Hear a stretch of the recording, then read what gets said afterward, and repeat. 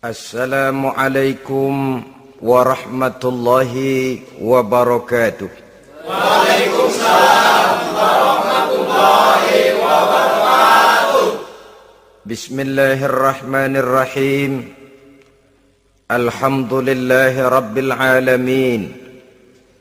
Wassalatu wassalamu ala asyrafil anbiya'i wal mursalin, imamil muttaqin, sayyidil ghurril muhajjalin, sayyidina wa maulana Muhammadin wa ala alihi wa ashabihil mujahidin at-tahirin, amma ba'du. Saudara-saudara kaum muslimin rahimakumullah, di zaman Rasulullah sallallahu alaihi wasallam adalah seorang pemuda bernama Ikaf bin Khalid. Ia seorang pemuda yang ganteng, sehat, tidak impoten, suka bergaul dengan wanita, suka pesta, dan memang ia orang kaya. Ia selalu menunda-nunda perkawinan dengan berbagai alasan-alasan yang tidak syar'i. Sampailah keadaan Ikaf bin Khalid ini kepada baginda Nabi, sehingga ia dipanggil oleh baginda Nabi. Setelah sampai, ditanyalah Ikaf bin Khalid ini, "Hai Ikaf, saya ya Rasulullah. Kau sudah punya istri?" "Belum ya Rasulullah." "Juga tidak punya budak sahaya?" "Tidak ya Rasulullah." "Dan badanmu sehat?" "Sehat ya Rasulullah." "Kalau demikian," kata Rasul, "kau ini teman setan. Ada dua pilihan Ikaf. Engkau menjadi Nasrani dalam arti meninggalkan hidup perkawinan, atau kalau kau mau ikut golongan kami, kau harus mengikuti tata cara kehidupan kami. Dan salah satu tata cara kehidupan kami ialah melaksanakan perkawinan." Yang kemudian Ikaf bin Khalid ini oleh baginda Rasul dicarikan seorang gadis bernama Karimah binti Kulsum al-Humairi, dan kawinlah Ikaf bin Khalid ini. Dari riwayat singkat ini, saudara-saudara, Rasulullah sallallahu alaihi wasallam melihat bahwa kehidupan Ikaf bin Khalid ini adalah kehidupan yang lazimnya barangkali di zaman sekarang dinamakan kehidupan dari orang-orang yang gemar melakukan free sex, alias samenleven, alias hidup bersama tanpa melakukan pernikahan. Ia sehat, ia kaya, dan ia suka bergaul dengan wanita, sehingga gaya hidup yang sedemikian ini dikecam oleh Rasulullah sallallahu alaihi wasallam. Dua pilihan ditawarkan: menjadi pendeta Nasrani yang bebas dari ikatan perkawinan, atau kalau mau menjadi muslim, ikutlah cara hidup kami, kata Rasul. Dan di antara cara hidup kami adalah melakukan apa yang dinamakan dengan perkawinan. Sebagaimana yang kita maklum, manusia adalah makhluk berketurunan terus-menerus sebagai makhluk dua jenis, laki-laki dan perempuan. Keduanya jelas saling memerlukan, saling membutuhkan. Kita laki-laki perlu perempuan, perempuan juga perlu laki-laki. Walaupun perempuan pora-poranya lebih pintar daripada laki-laki. Biasanya laki-laki kalau sudah jatuh cinta paling kurang se-RW tahu itu. Sana bicara, kemari bicara. Perempuan lebih pandai menyimpan perasaannya. Nah, pada laki-laki diciptakan zat laki-laki yang dinamakan spermatozoa dan pada perempuan terdapat indung telur yang dinamakan ovum. Kedua zat itu harus bertemu, dan untuk itu Allah Subhanahu wa taala menciptakan kekuatan tarik-menarik antara laki-laki dan perempuan. Diciptakan laki-laki dalam biologis yang laki-laki, diciptakan perempuan dalam biologis yang perempuan. Lemah, gemulai, lembut, menarik, ayu, lemot, denok, geboy. Diciptakan magnet yang merupakan kekuatan tarik-menarik antara laki-laki dan perempuan. Dan bila ada persesuaian, maka akan terjadilah persatuan tubuh yang disebut koitus.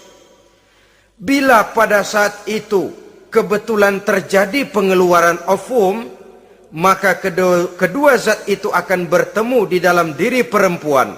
Dan inilah yang dinamakan konsepsi, yakni permulaan pembinaan jasmaniah makhluk baru dalam rahim seorang perempuan. Inilah makna firman Allah dalam surah An-Nisa ayat pertama. A'udzubillahi minasyaitonir rajim. Ya ayyuhan nasu taqu rabbakumul ladzi khalaqakum min nafsin wahidah wa khalaqa minha zawjaha wa batha minhuma rijalan katsiran wa nisaa. Wahai manusia, bertakwalah kamu kepada Tuhanmu yang telah menciptakan kamu dari diri yang satu, kemudian diciptakan dari diri yang satu itu pasangannya, dan dari keduanya berkembang biaklah manusia menjadi bersuku-suku dan berbangsa-bangsa. Pada contoh lain, dari proses pembentukan jasmania makhluk manusia dalam rahim ini, Al-Baqarah 223 menjelaskan bahwa seorang laki-laki adalah seperti petani, seorang perempuan adalah seperti ladang. Petani adalah yang mencangkul sawah, menebarkan benih, sementara ladang adalah tempat bersemayam benih-benih itu, tempat dia tumbuh dan berkembang membawa manfaat bagi kehidupan ini. Dengan bahasa yang indah Quran mengatakan, nisa'ukum harthul lakum fa'tu harthakum anna syi'tum. Istri-istrimu adalah laksana sawah ladang bagimu, maka cangkulah, datangilah sawah ladangmu menurut cara yang kamu suka. Saudara-saudara kaum muslimin rahimakumullah, belakangan ini orang sering membicarakan pendidikan seks bagi anak-anak. Menurut pendapat saya, walaupun itu diperlukan, tapi tidak harus dilakukan secara menggebu, dan masih banyak hal-hal mendesak lainnya yang lebih perlu dibicarakan ketimbang bagaimana memberikan pendidikan seks kepada anak-anak kecil. Barangkali yang memerlukan, yang sering bertanya tentang seks cuma terbatas kepada anak-anak kecil di kota-kota besar, yang oleh perkembangan teknologi dan komunikasi, daya pikirnya memang sudah sedemikian maju. Tapi berapa ribu jumlah anak-anak kecil yang semacam itu? Selebihnya puluhan juta anak-anak kecil yang tinggal di daerah-daerah terpencil, di provinsi-provinsi lain, di luar keramaian, yang sama sekali belum perlu untuk hal-hal yang semacam itu. Haruskah cuma untuk membela yang 1.000 atau 2.000 orang ini saja, lalu kita mengabaikan yang puluhan juta adanya? Kita masih harus membicarakan bagaimana kurikulum pendidikan yang mapan. Kita harus membicarakan bagaimana sistem pendidikan yang memadai. Saudara-saudara, Quran sendiri harus kita katakan berbicara soal seks, tapi gaya bahasanya sopan. Ajaran yang terkandung di dalamnya luhur, tidak terbuka belak-belakan. Saya khawatir disalahgunakan nantinya. Maklum ya, yang namanya anak-anak, sifat yang menonjol pada dirinya itu adalah hubbut taklid, senang meniru. Apa yang dia lihat, apa yang dia baca, apa yang dia tonton, biasanya ingin dia terjemahkan dalam kehidupannya. Kadang-kadang kalau habis baca komik Superman, dia kepengen jadi Superman. Itu anak kecil. Habis baca buku Si Buta dari Gua Hantu misalnya, pengen jadi si buta dari gua hantu, nyari kayu bikin tongkat. Biasa, itu watak yang namanya hubbut taklid. Sekarang kalau kepada anak-anak semacam itu sudah diberikan pendidikan seks, saya khawatir. Kadang-kadang tidak dididik saja sudah lancar kok. Apalagi kalau sampai dilakukan pendidikan, khawatir disalahgunakan. Saya katakan tadi, Quran juga misalnya Al-Baqarah 223 ini bicara soal seks, tapi sudah lihat gaya bahasanya. Nisa'ukum harsul lakum fa'tu harthakum anna syi'tum. Istrimu adalah sawah ladangmu, cangkulah sawah ladangmu menurut cara yang kamu suka. Mau cangkul sambil mundur juga boleh.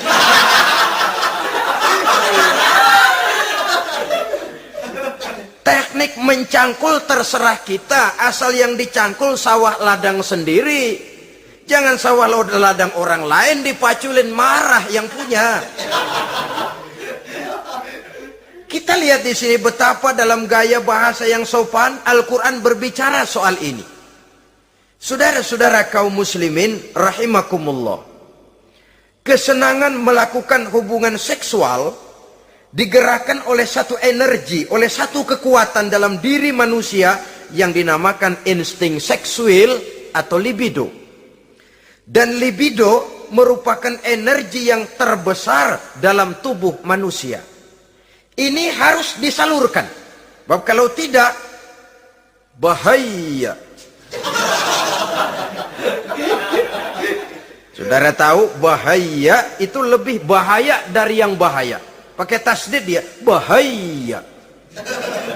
Insting seksual apabila tidak disalurkan bisa menimbulkan berbagai macam gejala-gejala yang bisa mengganggu kesehatan diri atau mengganggu lingkungan. Nah, Islam tahu itu. Islam pun tidak ingin menghilangkan nafsu.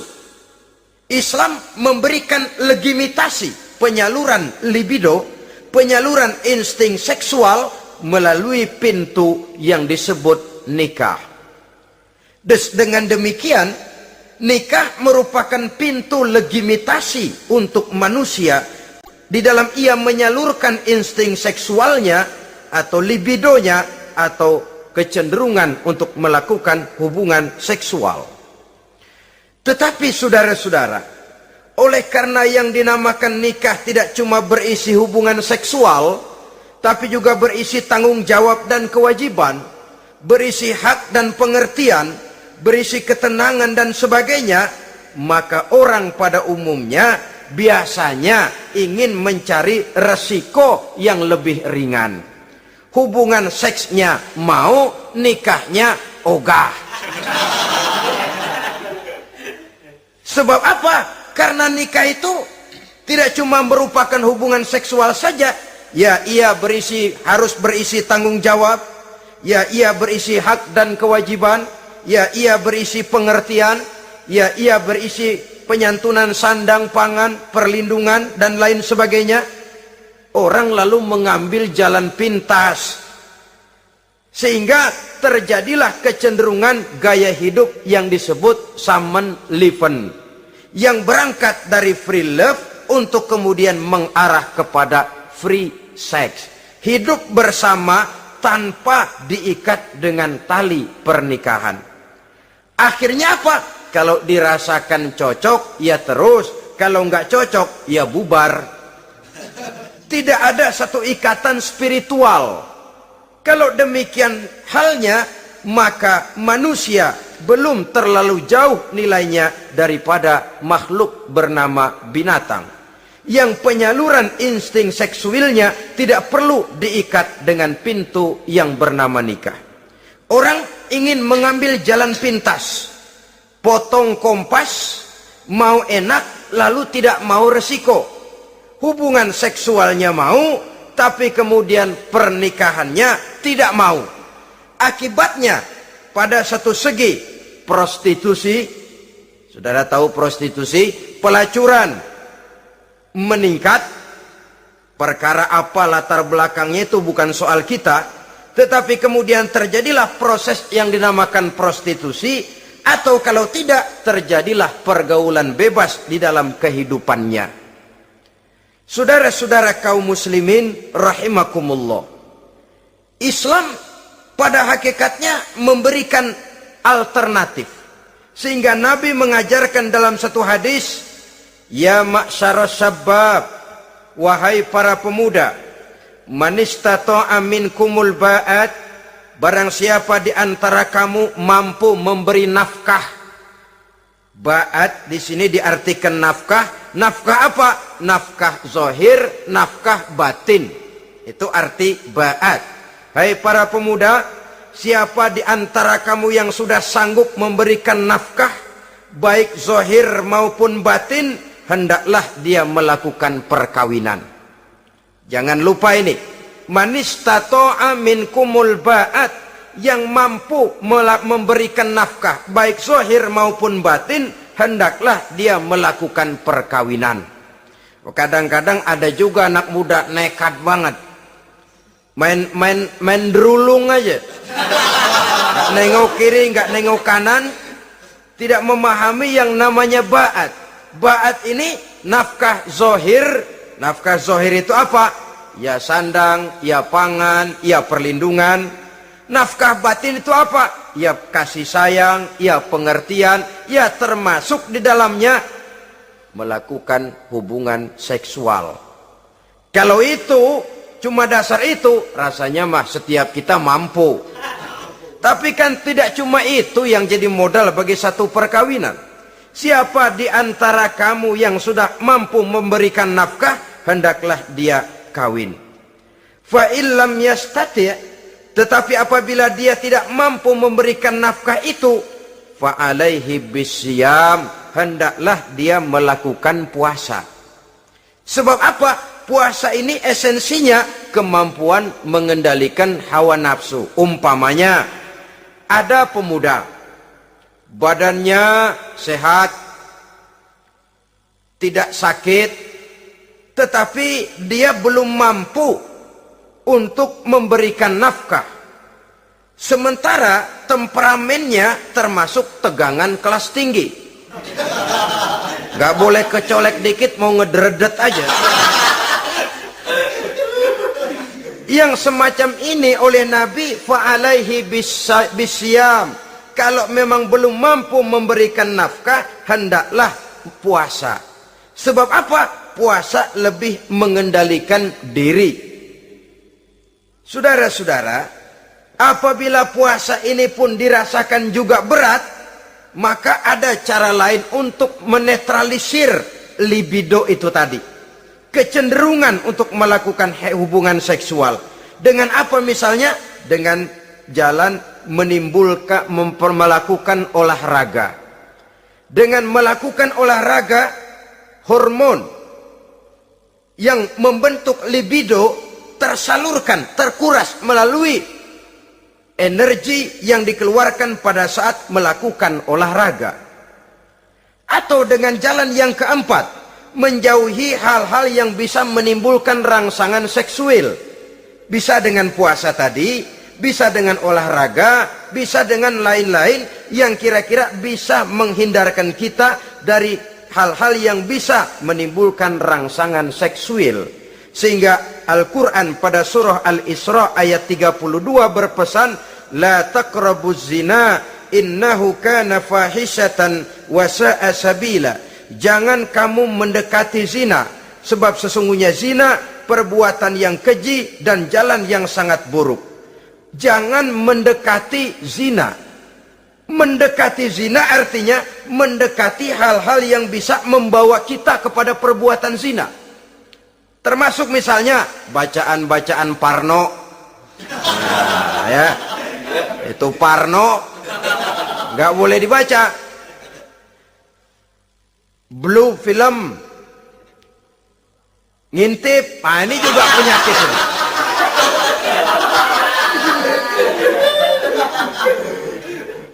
Itu termasuk dalam larangan la taqrabu zina. Jangan kamu mendekati hal-hal yang bisa menyebabkan kamu jatuh kepada zina.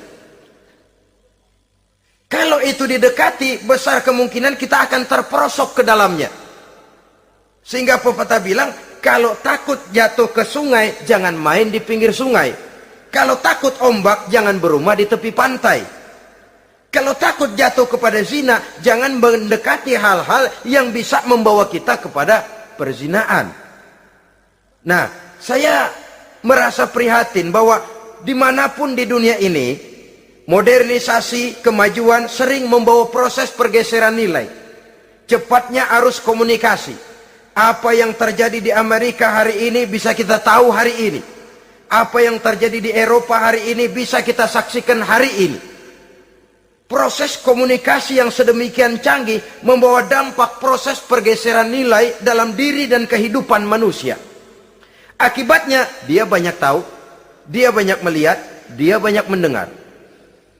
Kalau dia tidak punya filter, dia akan mudah terhanyut oleh nilai-nilai yang menggeser dia dari tuntunan ajaran agamanya. Maka dengan demikian saudara-saudara, Islam memberikan legitimasi terhadap penyaluran insting seksual melalui pintu yang disebut nikah. Dan Islam mencela apa yang disebut Samenleven, free love atau free sex alias hidup bersama tanpa melakukan pernikahan. Apa yang akan terjadi dalam kehidupan ini apabila manusia bergaul sebebas-bebasnya tanpa terikat lagi oleh norma dan kaedah kehidupan beragama? Sudah cukup banyak korban bergelimpangan dari arus yang namanya pergaulan bebas dengan dalih new morality, kebudayaan moral baru yang terlepas dari bimbingan kehidupan beragama. Saudara-saudara kaum muslimin rahimakumullah, dulu zaman kakek kita itu kalau pacaran, saudara-saudara, biasanya yang laki di luar, yang perempuan di dalam. Paling-paling pagar dibolongin. Ya, orang dulu itu kan rumahnya pakai pagar toh. Kalau sudah pagar itu bolong, si yang laki masukkan jarinya ke pagar. Nanti dipegang jari itu oleh tangan si perempuan dari dalam. Cuma beradu tangan doang. Endahnya bukan main udah.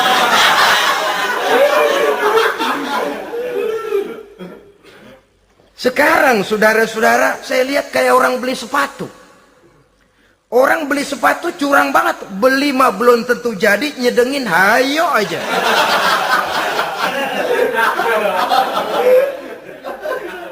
Iyalah, kalau sepatu barangkali disedengin sehingga ada bekasnya. Kalau anak orang disedengin, Allahu Akbar. Ya sedang sih sedang.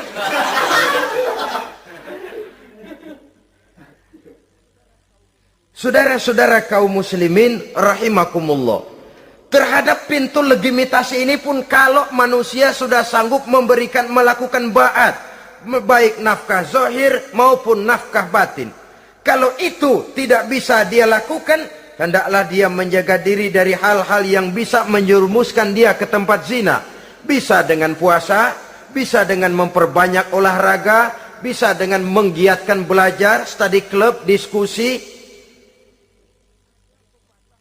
Ada pepatah mengatakan 3 hal yang bisa membawa kerusakan. 3 kosong. Kosong iman,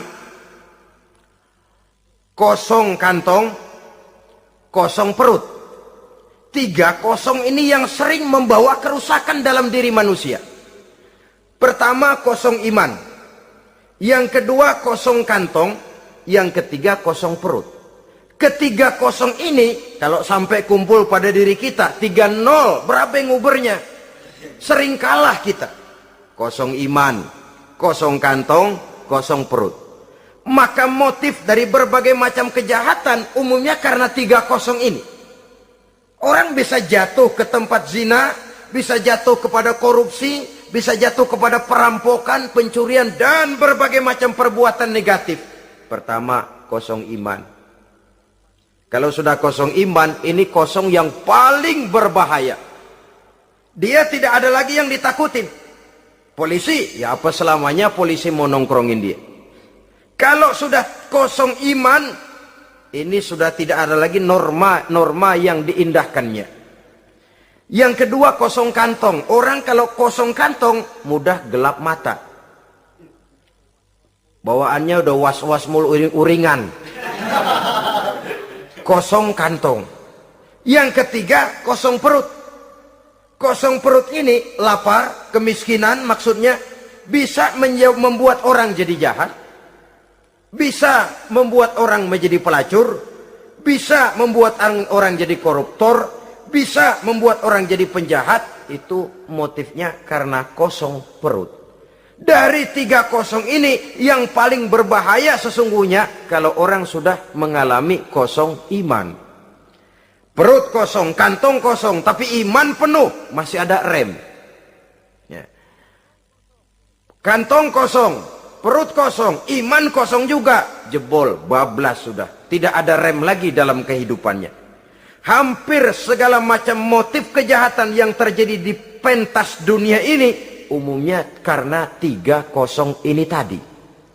Karena kosong iman. Sekarang ini kan pergaulan bebas bukan semata-mata karena orang lapar, bukan karena orang perlu uang, tapi kadang-kadang ada karena memperturutkan hawa nafsu. Kalau sudah ke sana, kosong apa itu? Kosong iman. Ada tante-tante girang, ada om-om senang, ada macam-macam lah. Kurang duitkah mereka? Cukup. Laparkah mereka? Kenyang. Apa yang kosong? Kantong penuh, perut penuh, iman yang kosong. Maka terjadilah proses yang namanya penyimpangan-penyimpangan seksual dari pintu legitimasi yang sudah diberikan oleh agama tadi. Kadang-kadang iman juga tertekan karena perut, persoalan ekonomi, atau karena memang kosong daripada kesibukan-kesibukan lain. Kosong kantong, motivasi ekonomi, ini seluruhnya bisa menjadi motivasi utama dari terjadinya berbagai macam penyimpangan. Karenanya Islam memberikan pintu legitimasi lewat jalan yang disebut nikah.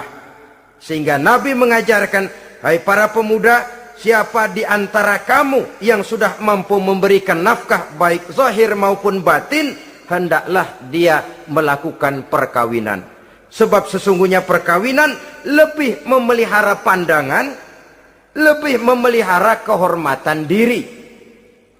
Dari segi pandangan lebih terpelihara, dari segi kehormatan diri juga lebih terpelihara. Diberikan legitimasi lewat pintu yang halal bernama nikah. Kalau sudah didapat dengan cara yang halal, menikmatinya pun enak. Tetapi sesuatu yang didapat dengan jalan haram, menikmatinya pun gak enak, saudara-saudara. Celingak-celinguk.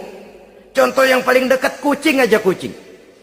Kucing ya, kalau memang ikan boleh nyolong dia curi di dapur ikan itu. Makannya gak tenang dia. Matanya selata pelotot, ada kaleng jatuh, lari kencang bener dia. Rupanya kucing sendiri tahu kalau yang dia makan itu barang curian. Tapi kalau ikan kita yang kasih tuh ikan, kucing geledek bunyi, anteng aja dia. Kenapa? Dia tahu benar ikan yang dia makan itu ikan yang didapat dari pemberian orang, resmi, formal, sah. Begitu juga hubungan seksual ini.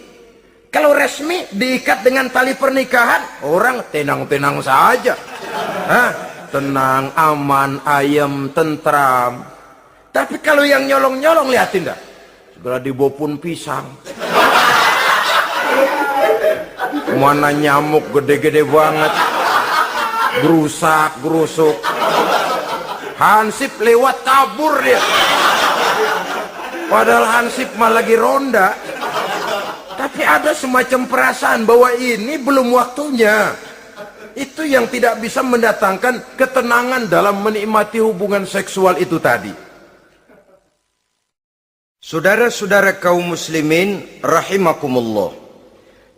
Jadi akibat dari pergaulan bebas, free sex ini, bahaya yang pertama tadi itu. Hilangnya ketentraman dalam hidup.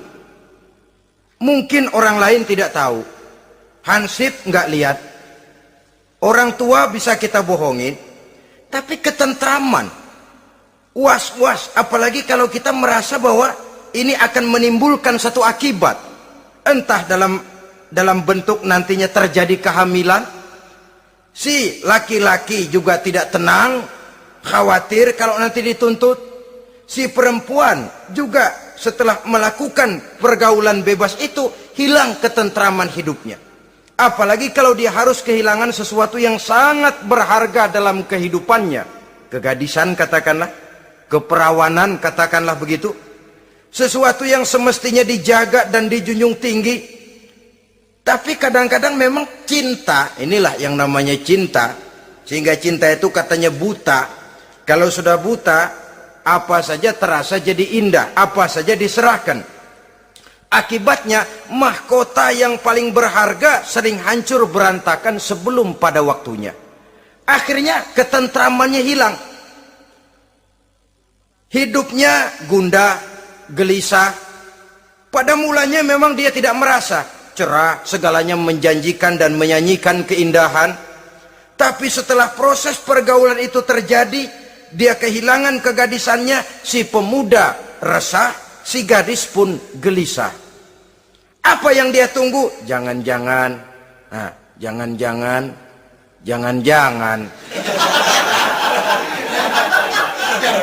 Ini biasanya tanggal segini sudah keluar, ini kok belum. Waduh, jangan-jangan. Makin merana lah dia. Tidak ada lagi ketentraman dalam hidupnya.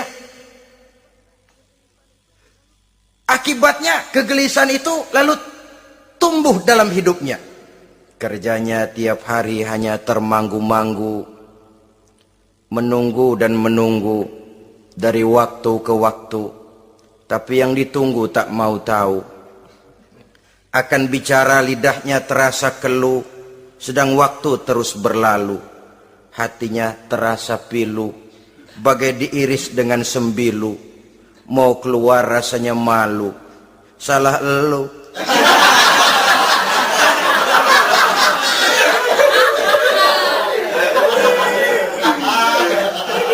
Iya toh? Salah elu. Ngapa nggak sabar nunggu pengulu?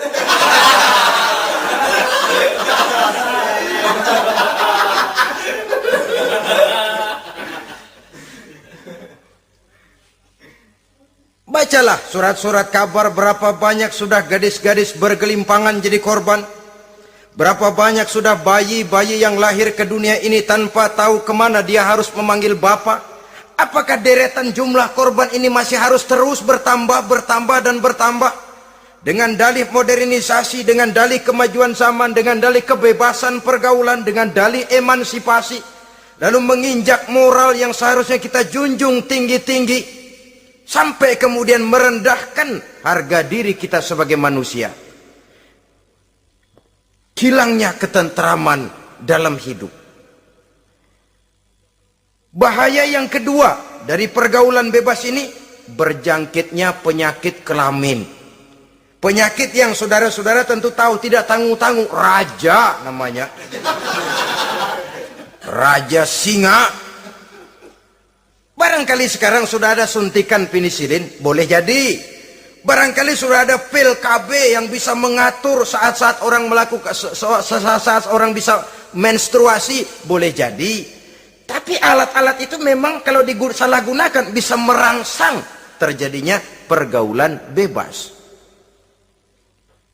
Terjadinya penyakit kelamin. Pada lain segi, saudara lihat saja, sering dicontohkan, kalau pagi-pagi PLN bikin pengumuman, nanti malam listrik akan mati total seluruh kota. Wah, tahu kita, ini nanti malam listrik bakalan mati. Pagi-pagi sudah beli baterai kita, masukin batu baterai ke dalam baterai. Dari pagi sampai sore itu baterai kita sorotin terus, padahal masih siang. Apa yang terjadi? Nanti maghrib datang, malam tiba, nyorot lagi, udah soak batunya. Kenapa? Lantaran dari pagi sepanjang siang disorotin terus, belum waktunya baterai nyempret terus. Begitu malam udah soak, nggak terang lagi. Sama saja kita juga begitu. Belum nikah dipakai terus. Mumpung masih siang nyorot terus baterai. Itu nanti kalau sudah malam masuk pintu pernikahan, baterai bisa soak. Mau nyorot lagi lah, remeng-remeng. Udah nggak punya daya begitu masuk pintu pernikahan, cuma celam-celam doang.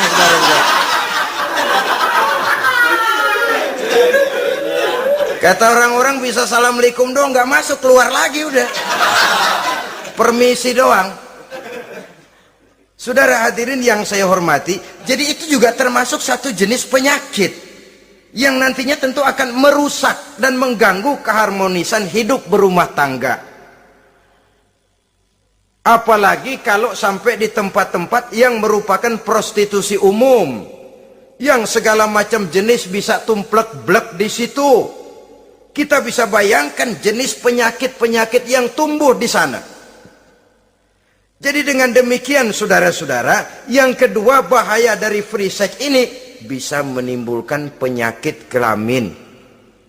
Yang ketiga, mengganggu kelangsungan keturunan.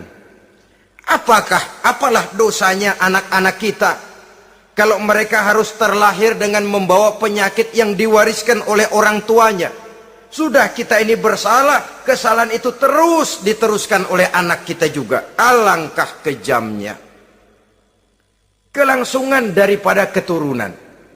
Sehingga dengan demikian saudara-saudara, kalau Islam memberikan pintu legitimasi lewat aturan yang disebut pernikahan atau perkawinan, maka itu memang untuk kepentingan dari kemanfaatan manusia itu sendiri. Penyakit yang keempat dari bahaya free sex ini, kita tahu bahwa seks memperturutkan nafsu seks itu sama dengan bayi. Bayi kalau nggak disapi, saudara-saudara, disapih ya, diberhentiin nyusu, itu sampai SMP SMA juga ngempeng terus dia. Kadang-kadang seorang ibu kan berat, aduh anak saya mau disapih, kasihan. Terus jangan disapi, sampai SMA masih ngempeng dia. Nafsu begitu, kalau diperturutkan, tidak diblokir, ya terus dan terus. Umumnya nggak ada orang yang nggak ketagihan kalau sudah melakukan hubungan seksual. Sehingga ada orang terlambat nikah, ketika ditanya bagaimana kamu nikah, nyesel kenapa? Kalau tahu enak dari dulu aja.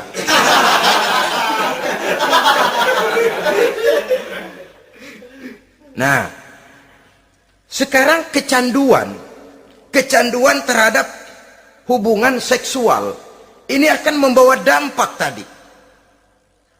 Pertama, dia lari ke tempat prostitusi kalau ada uang. Andai kata pun dia kaya, ini jelas mengganggu ekonomi rumah tangganya, setidaknya ekonomi keluarganya. Kalau dia tidak termasuk orang kaya, dia bisa melakukan perbuatan negatif. Sepatunya dia jual dulu, celananya digade dulu. Celana lu nih apalah gua ngebut banget nih.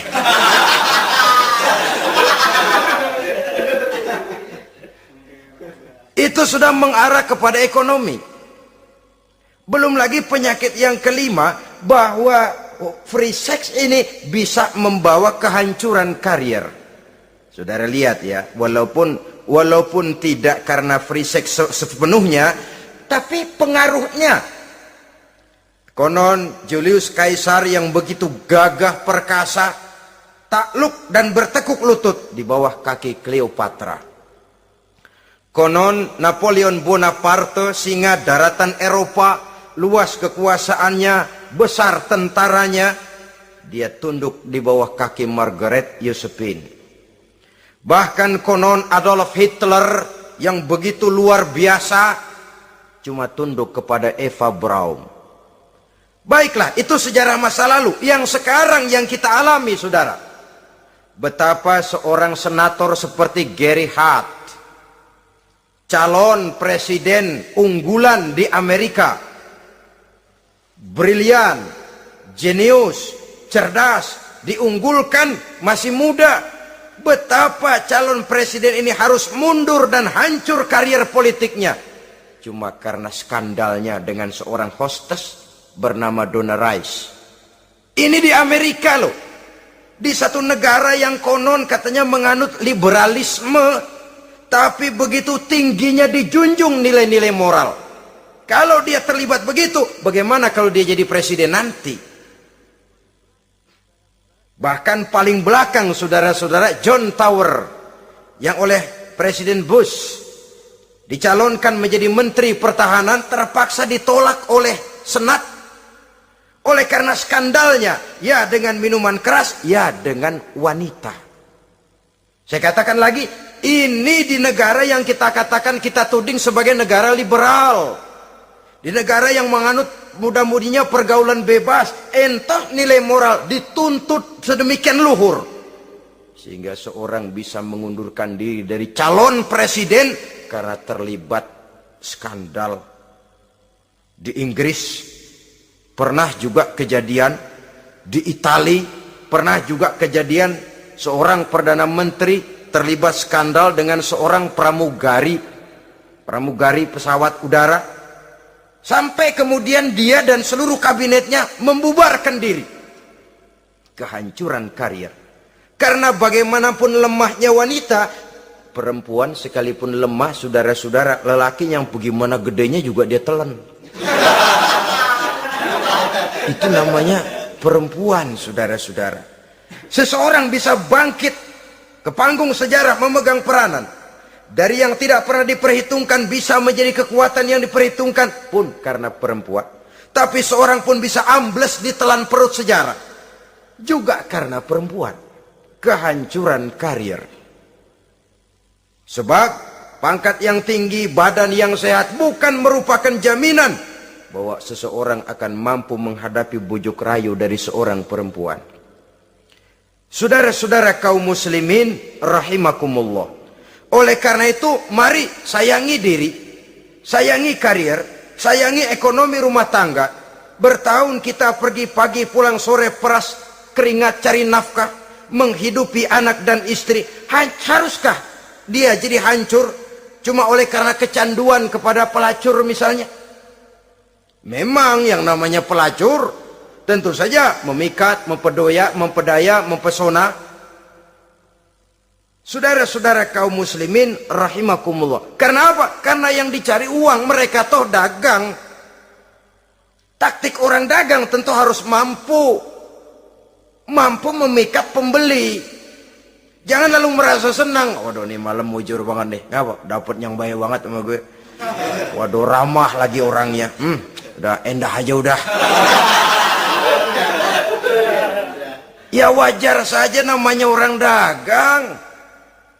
Sehingga orang-orang tua dulu punya pepatah, kalau Anda termasuk orang yang jarang senyum, jangan jadi pedagang. Pedagang wanyun mulu, siapa yang betah beli? Itu kan termasuk psychology of salesman. Memang caranya orang dagang yang mesti begitu. Dia membujuk, dia merayu, dia mempedaya, dia mempesona. Jatuh kita ke kerayuannya, sulit untuk bangkit kembali. Karena itu, jangan dibiasakan.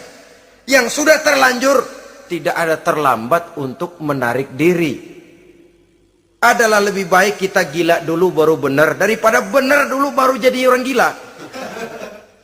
Kalau orang gila mau benar, ini gampang ngaturnya. Tapi sudah benar lalu gila, ini repot, saudara-saudara. Dibilangin apa-apa dia pernah jadi orang benar. Lebih baik kita memulai hidup ini dengan lembaran kelabu. Kalau pada akhirnya kita bisa mengganti dengan lembaran-lembaran putih, Daripada kita mulai dengan lembaran putih kalau akhirnya jadi kelabu. Yang paling baik tentu putih sejak lembaran pertama sampai kepada lembaran terakhirnya. Saudara-saudara kaum muslimin rahimakumullah. Lalu selain zina, apa penyimpangan-penyimpangan seksual itu? Ya, penyimpangan yang umum yang tidak dilakukan oleh sepasang suami istri dinamakanlah dia dengan zina. Tapi kadang orang mencari jalan lain untuk menyalurkan insting seksualnya itu. Ada misalnya dia puasa emang kagak doyan, budek seharian kagak makan, capek. Olahraga ndak suka olahraga. Sementara tegangannya tegangan tinggi. Baca buku yang parno seneng. Kalau ngomong selalu yang nyerempet-nyerempet.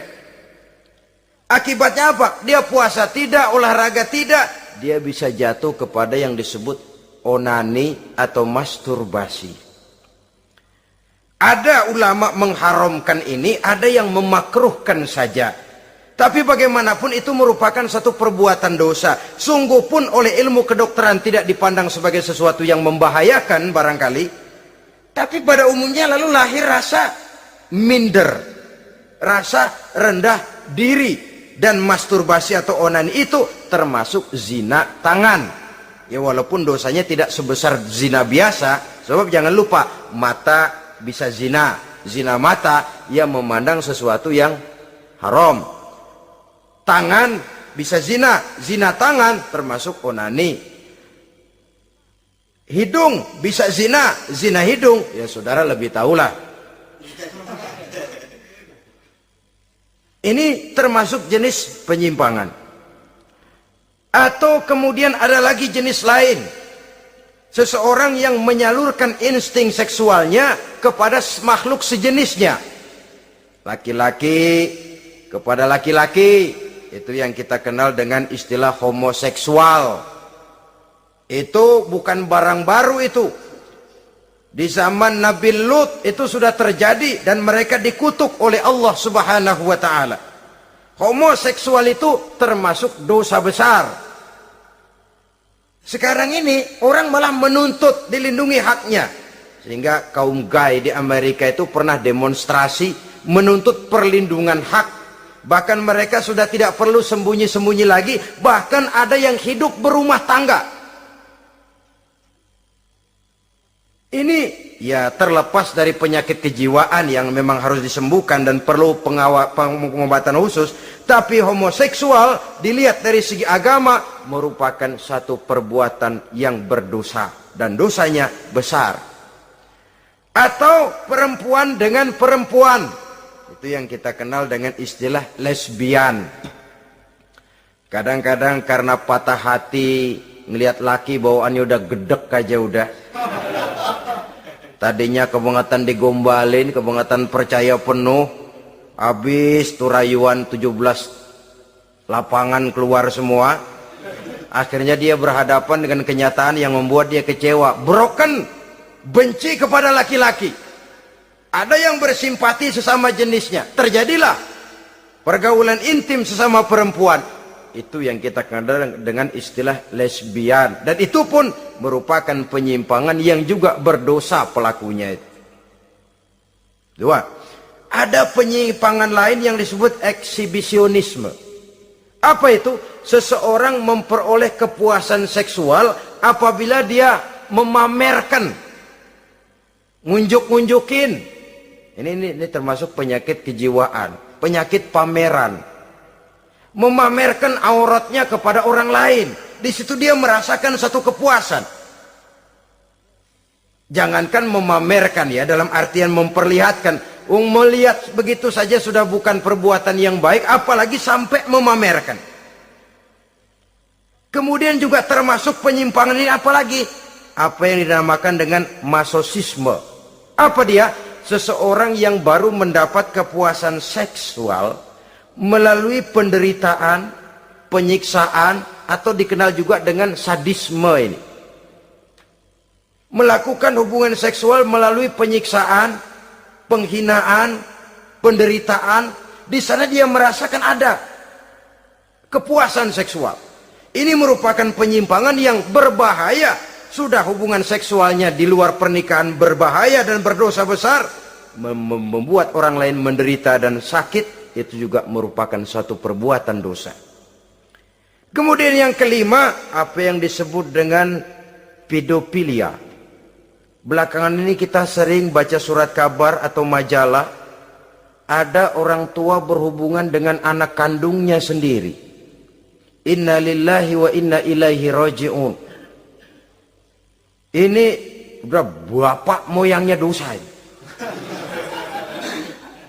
Sudah zinanya dosa dilakukan kepada anak kandung sendiri. Bahkan pernah 2 orang anak kandungnya masih SMP digarap sekaligus oleh bapak kandungnya sendiri. La haula wala quwata illa billah. Sudah kayak apa hati orang tua? Anaknya sendiri, bapak moyangnya dosa. Penyimpangan seksual sampai hati seorang bapak bergaul dengan mempergauli. Bahkan kalau mempergauli barangkali mendingan memperkosa anaknya sendiri, anak kandungnya yang dilahirkan oleh istrinya, itu yang digarapnya. Saudara-saudara kaum muslimin rahimakumullah. Begitulah memang makin maju zaman, makin canggih teknologi, makin canggih juga kriminalitas di dalam dunia ini. Namun seperti kita maklum, polisi punya satu teori. Kejahatan bisa terjadi karena 2 faktor yang dinamakan faktor N dan K, niat dan kesempatan. Niat ada, kesempatan tidak ada, sulit untuk berbuat jahat. Kesempatan ada, niat tidak ada, tidak jadi orang berbuat jahat. Tapi di antara 2 faktor ini, yang paling utama sesungguhnya adalah faktor N, faktor niat. Kalau niat sudah kuat, kesempatan bisa diciptakan. Waktu bisa ditunggu, momen bisa dinantikan. Tapi kalau niat yang tidak ada, bagaimanapun banyak kesempatan, kita tidak akan mungkin untuk bisa melakukan kejahatan. Karena faktor niat itu yang tidak ada.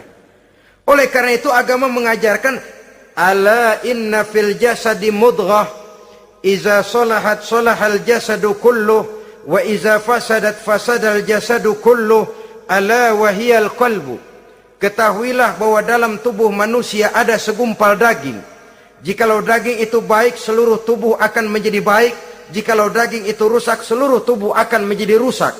Ala wahiyal qalbu, ketahuilah bahwa daging itu tidak lain adalah hati.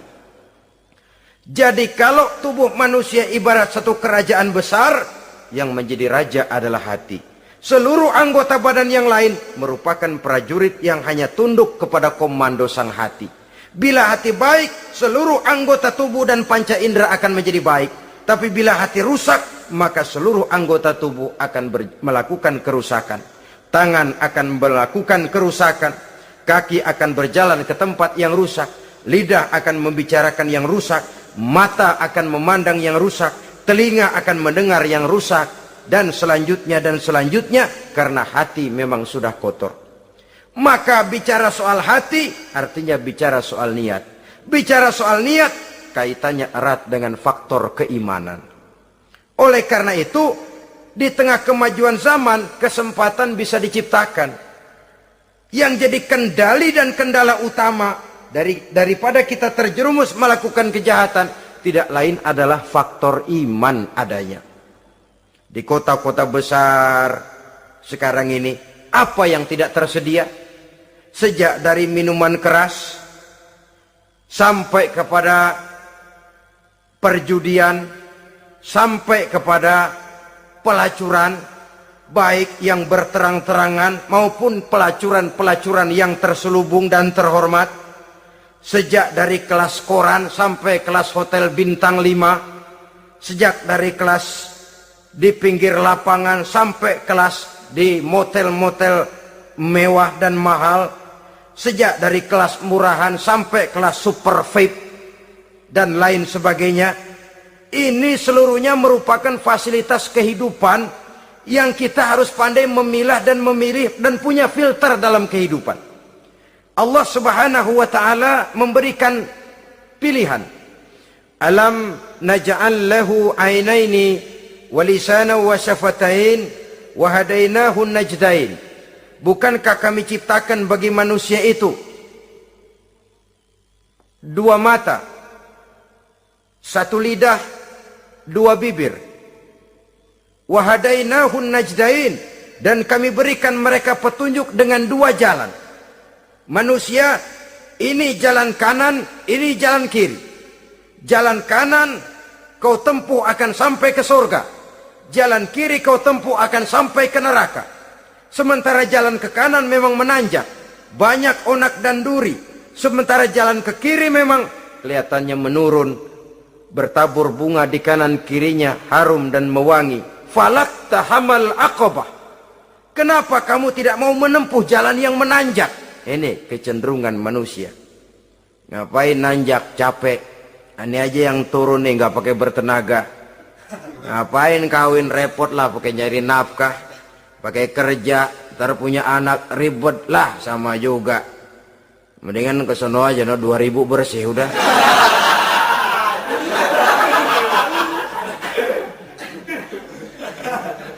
Falak tahammal aqabah. Mengapa kamu tidak mau menempuh jalan yang nampaknya menanjak ini, padahal di ujungnya menanti pancaran sinar kebahagiaan?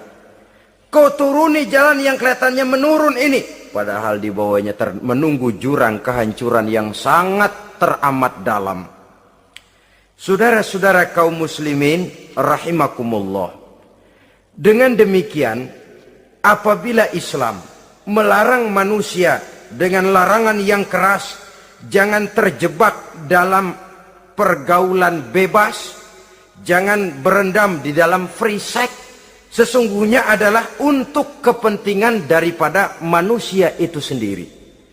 Untuk martabatnya sebagai makhluk yang mulia tetap terjaga, ketenangan dan ketentraman hidupnya tetap terpelihara, jauh dari segala macam penyakit kelamin yang bisa membahayakan dirinya dan keturunannya, membawa kemantapan dan kemapanan di dalam ekonomi, dan juga jenjang karier yang dititinya, jenjang karier yang ditempuhnya. Taruh kata tidak menanjak, tapi juga tidak menurun. Sekurangnya dia bisa mempertahankan apa yang sudah diperolehnya itu. Ad-dunya mata' wa khairu mata'iha al-mar'atus salihah. Dunia ini memang kesenangan, mata', perhiasan.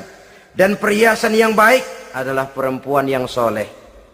Perempuan yang soleh yang tidak hanya memberikan kenikmatan jasmani, tapi juga memberikan ketentraman rohani, yang diikat dengan satu tali formal yang dinamakan dengan pernikahan atau perkawinan.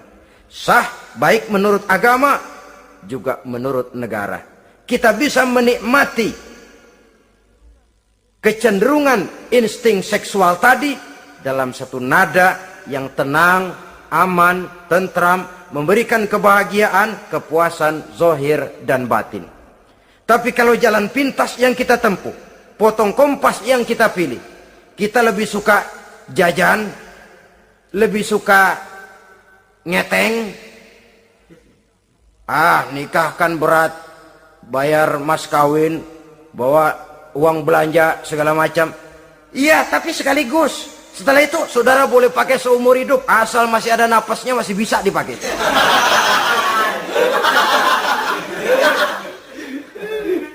Tapi apabila potong kompas tadi, jajan yang kita tempuh kelihatannya memang ringan, 2000, ya mendingan dikit 5-10 ribu.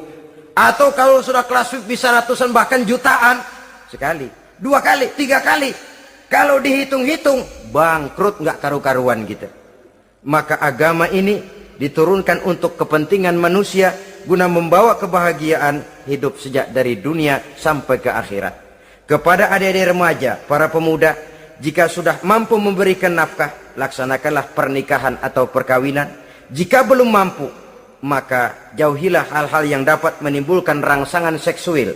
Boleh dengan jalan berpuasa, memperbanyak olahraga, menggiatkan studi klub, diskusi dan sebagainya, sehingga kita selamat dari arus pergaulan bebas yang akan merendahkan martabat kita sebagai manusia.